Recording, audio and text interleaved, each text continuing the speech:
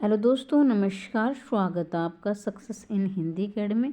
देखिए दोस्तों, आज हम बात करेंगे आपको HPSC PGT हिंदी पेपर कैसे लिखना है। वैसे तो ये हर विषय के लिए महत्वपूर्ण है, चाहे वो हिस्ट्री हो या पॉलिटिकल साइंस, कोई भी विषय हो ऐसे ही आपको लिखना है। और कोई भी एग्जाम हो, जो सब्जेक्टिव पेपर यानी जो लिखित पेपर है, तो ये वीडियो आपके लिए बहुत महत्वपूर्ण रहने वाली, शुरू से लेकर अंत तक अवश्य देखें, ठीक है। और अगर आपकी तैयारी अच्छी है या फिर थोड़ी सी कम भी है, और फिर भी अगर इन बातों का आप ध्यान रखते हैं, तो आपका सिलेक्शन, आपका चयन पक्का हो जाएगा। क्यों हो जाएगा? क्योंकि कई बार तैयारी अच्छी होती है लेकिन हम छोटी छोटी गलतियां कर देते हैं, जिससे हमारे नंबर कम आते हैं। अगर हम छोटी छोटी बातों का ध्यान रखते हैं तो हमारे अच्छे नंबर आते हैं, तो हमारा चयन भी पक्का हो जाता है। तो देखें, पहले आप सबके बहुत कमेंट आ रहे थे कैसे लिखना है, ये लिखना है, वो लिखे। तो देखिए, आपके सबके जवाब मिलेंगे। सभी को पता है और सभी जानते हैं कि कुल प्रश्न 18 आने वाले हैं, जिसमें से आपको करने हैं 15, यानी 3 प्रश्न की आपको छूट मिलेगी, ठीक है। अब क्या है, ये भी आ रहे थे मैम 15% पूरे होंगे या नहीं होंगे, समय कम रहेगा। तो आप ध्यान देंगे, अगर 10 नंबर का आपका पेपर है, यानी 10 नंबर का, माफ़ी चाहूँगी, 10 नंबर का आपका प्रश्न है, तो 2 से ढाई पेज में ज़्यादा से ज़्यादा, बल्कि कोशिश कीजिए कि 1.5 से 2 पेज में उसे ख़त्म कर दें, क्योंकि आपको 15% पूरे करने हैं। तो ज़्यादा, अगर आपको अच्छी प्रकार से आ रहा है, प्रश्न का विस्तार ज़्यादा है, तो ज़्यादा से ज़्यादा 2.5 पेज का लिखिए, ठीक है। अब मैं बात करती हूँ इसके समय की। मैं इसे लिखना भूल गई, तो समय देखिए 10 से 15 मिनट लिख लेनी है।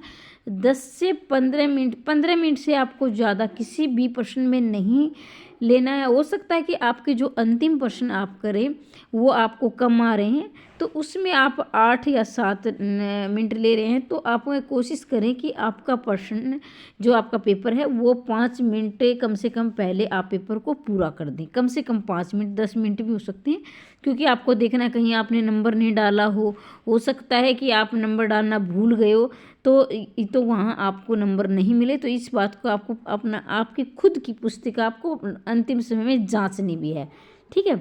तो कोशिश करें कि आप 10 मिनट के अंदर ही ख़त्म करने की, लेकिन अगर हो सके तो 15 मिनट ज़्यादा से ज़्यादा ले सकते हैं, लेकिन 15 मिनट से ज़्यादा आप नहीं लेंगे किसी भी प्रश्न में। फिर आगे बात करते हैं। समय आपका रहेगा आपका 3 घंटे। 3 घंटे का आपको समय मिलेगा, ठीक है। आप पूरे प्रश्न करने हैं 15। तो देखिए, मान लीजिए आपको, अभी आपके मन में ये सवाल होगा कि मैम ऐसा तो नहीं है कि सबको 15 के 15। मान लीजिए आपको आ रहे हैं 12 प्रश्न, ठीक है। मान लेते हैं 12 प्रश्न आपको आ रहे हैं, 3 प्रश्न आपको नहीं आ रहे हैं, लेकिन आपने वो पाठ पढ़ा है, कहीं ना कहीं आपने थोड़ा बहुत वो पाठ पढ़ रखा है। तो अब आपको क्या करना है, जो भी आपको आ रहा है, जो भी आपने पढ़ा है, वही लिख दीजिए। ऐसा नहीं कि वो गलत होगा, लेकिन आपने, हाँ, बिल्कुल तथ्य से तथ्य बात नहीं होगी, तो भी कुछ ना कुछ तो आपको नंबर जरूर मिलेंगे। मान लीजिए प्रश्न आपका है 10 नंबर का, तो आपको 2-3 नंबर तो मिल ही जाएंगे। और आपको ये भी पता है, आप 1-1, 2-2 नंबर से चयन रुकता है और 1-1, 2-2 नंबर से चयन होता है। तो किसी भी प्रश्न को कोशिश करें, बिल्कुल ना छोड़े। अगर आपको अच्छी प्रकार से आ रहे हैं वो पहले लिखें, बाद में क्या करना है आपको, आंशिक रूप से नहीं, कुछ ना कुछ आप अवश्य लिखें, बिल्कुल उसे ना छोड़े, जो भी आपको पाठ में से आ रहा है, ठीक है।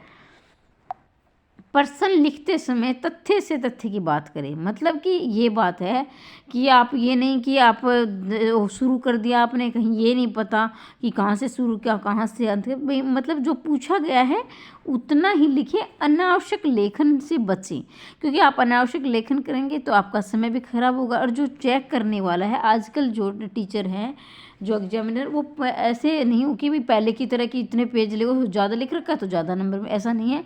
आप पढ़ के देखते हैं अच्छी प्रकार से, तो अनावश्यक लेखन से आप बचें, क्योंकि आपका खुद का भी समय खराब हो रहा है, फिर आपको नंबर भी नहीं मिल रहे हैं। तो इतना लिखें, तथ्य जो पूछा गया है उतना ही लिखें, ज़्यादा ना लिखें, ठीक है।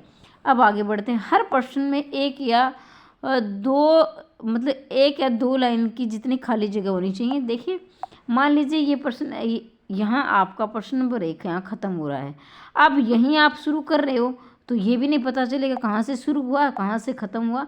तो ये ज़रूर करें कि इतना स्पेस आपको ज़रूर लेना है, ताकि जब चेक करने वाला है जो टीचर है उसको ये पता चले हाँ भाई यहाँ से इसका दूसरा पर्सन शुरू हो रहा है। ठीक है, आगे बढ़ते हैं। बिना लाइन वाले, यानी आपका जो पेज है, जैसे मैंने ये लिख रखा है ये लाइन का है, बिना लाइन के ज़्यादातर मुझे लग रहा है आपको बिना लाइन वाले पृष्ठ मिलेंगे, जो होते हैं ना ऐसे कोरे पृष्ठ, वो मिलेंगे आपको।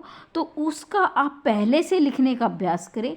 डेली 2-3 पेज आप लिखकर अभ्यास कर सकते हैं ताकि आपकी लाइनें सीधी आएँ। ठीक है, वैसे मेरी लिखाई तो इतनी अच्छी नहीं है, आप अच्छी करना, पर हाँ ये है कि समझने में इतनी परेशानी नहीं है, समझ सकते हैं। जो प्रश्न अच्छी प्रकार से आ रहे हैं वो पहले लिखिए। अब एक अभ्यर्थी का मेरे पास कमेंट आया था कि मैम सीरियल वाइज लिखने या जो आ रहे हैं पहले वो लिखें, तो उनके ही कमेंट का मैंने ये जवाब दिया है कि जो प्रश्न आपको अच्छी प्रकार से आ रहा है तो वो आप पहले करें, जो कम आ रहा है वो सबसे अंतिम समय में करें। ठीक है, आगे बढ़ते हैं। अशुद्धियों से बचें या काट छाट न करें। भी अब आपको लग रहा है कि मैम काट छाट हो जाए तो कोशिश करें जो सबसे अच्छी प्रकार से आ रहा है 2-3 प्रश्न आप पहले वो कर लें। 2-3 प्रश्न ऐसे होंगे जो 15 में से आपको बहुत अच्छी प्रकार से आते होंगे, पहले वो कर लें। और उसमें 2-3 प्रश्नों में अगर काट छाट नहीं होगी, बाद में तो सबको पता होता है कि भाई जब समय का दबाव पड़ता है तो गलतियाँ हो जाती हैं, लेकिन आपको 2-3 प्रश्न आप अच्छी प्रकार से करोगे तो आपको अच्छे नंबर मिलेंगे। आगे बढ़ते हैं। प्रश्न में भूमिका, संदर्भ, निष्कर्ष, हेडिंग अवश्य लिखें। आप देखिए जितना प्रश्न में आवश्यकता है भाई भूमिका बनाने की तो वह भूमिका लिखें, संदर्भ होता है, निष्कर्ष या हेडिंग अवश्य लिखें। ये नहीं आप लिखते जा रहे हो, ये नहीं बीच में इतने पृष्ठ भर दिया आपने, कहाँ से शुरू हो रहा है, कहाँ से जो हेडिंग होती है किसी भी, जैसे मान लीजिए किसी कोई लेखक परिचय आप लिख रहे हैं, मैं उदाहरण के तौर पर बताऊँगी आपको, तो आपने यहाँ लिख दिया उनका जीवन। ठीक है, जीवन परिचय। फिर आपने लिख दिया उनकी रचनाएं। ठीक है, रचनाएं। उसके बाद लिखे आपने पुरस्कार, उसके बाद लिखा आपने साहित्यिक विशेषताएं, फिर आपने लिखा भाषा शैली। तो इस प्रकार से हेडिंग तो चेक करने वालों को पता चल जाएगा हाँ भाई यहाँ तो इन्होंने लिखा है उसकी जीवन मृत्यु के बारे में, यहाँ लिखा है उनकी रचनाएं, और यहाँ लिखी है क्या उन्होंने साहित्यिक विशेषताएं, भाषा, तो अलग अलग ये दिखना चाहिए। अब हमारे मन में एक और ये रहता है कि हम पेपर देने नया पेन खरीदते हैं। थोड़ा हाँ बचपन में हमारे साथ होता था, लेकिन अब हम समझदार बड़े हो गए हैं, तो बिल्कुल नए पेन का प्रयोग ना करें। पेन ऐसा होना चाहिए जो 2-3 दिन आपका 2-3 दिन पहले ले लीजिए, आप उसे लिख कर देखें कि वो आपके कई बार होते हैं बहुत ज़्यादा मोटा पेन होता है जो आपको मतलब अजीब सा लगता है, आपकी उंगलियाँ दुखने लगती है, या बहुत पतला होता है जिसमें आप कंफर्टेबल नहीं होते हैं। तो ऐसा पेन ले जो मतलब कि जिसमें आप जो आपकी लिखाई अच्छी करें। इस प्रकार 2-3 दिन पहले उसे चलाकर देख लीजिए ताकि आपका हाथ उससे अच्छी प्रकार से उसमें जम जाए। अब मेरे पास ऐसे भी कमेंट आ रहे थे, आप ध्यान से देखेंगे कि मैम साहित्य की तैयारी कहाँ से करें। तो साहित्य की तैयारी आप 11वीं नहीं माफ़ी चाहूँगी, यानी BA फर्स्ट सेकंड या MA की पुस्तक से आप साहित्य की तैयारी कर सकते हैं। और जो व्याकरण है उसमें आप छंद, अलंकार, रस ये पढ़ें, वाक्य शब्द पढ़ सकते हैं। एक वीडियो मैंने बना रखी है आपको कहाँ से क्या पढ़ना है, और पूरे पाठ्यक्रम का मैंने जिक्र कर रखा है। इससे पहले जिसने वो वीडियो नहीं देखी वो देख लेना। अगर आप निरंतर क्लास चाहते हैं, वीडियो अच्छी लगी है तो लाइक करें और चैनल को सब्सक्राइब कर लें, क्योंकि इसी प्रकार की आपको निरंतर जानकारी मिलती रहेगी, वो भी बिल्कुल निःशुल्क मिल रही हैं। और अपने दोस्तों तक अवश्य शेयर करें ताकि ज़्यादा से ज़्यादा अभ्यर्थी इसका फ़ायदा उठा सके। और मैं चाहती हूँ इसी भर्ती में सबका चयन हो जाए।